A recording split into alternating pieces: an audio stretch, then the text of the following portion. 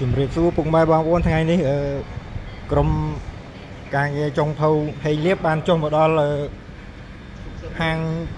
ឈុកទឹកមួយបងប្អូនណាហើយនេះគ្រឿងក្លែមទី1បងប្អូននេះស្អាតគ្រឿងក្លែមពេញចានបងប្អូន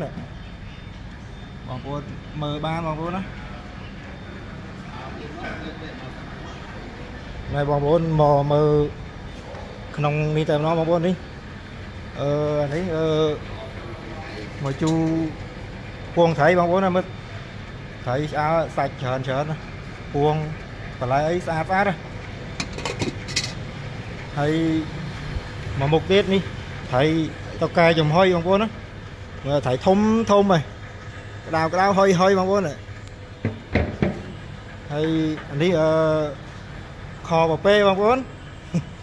ខបពេឡើងហៀចានហ្មងបងប្អូនមើលអាកាត់មិនដឹងហើយណែបាយឆាក៏ពិសេសដែរបងប្អូនណាពិសេសបាយឆាដាក់ទៅដល់ថ្ងៃជាប់ចិត្តហ្មងបាទភ្លក់ទៅគឺឆ្ងាញ់ហ្មងបងប្អូន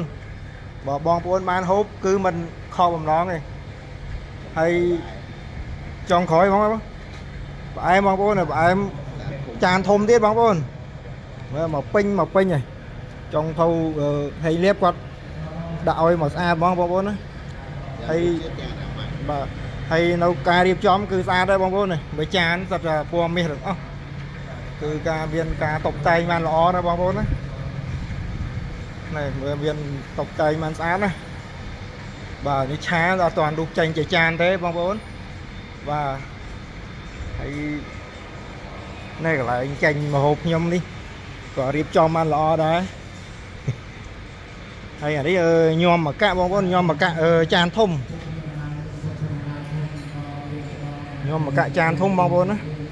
ដាក់ឲ្យមកចានពេញតែម្ដងដោយសារអត់ទាន់បានចេញបងប្អូន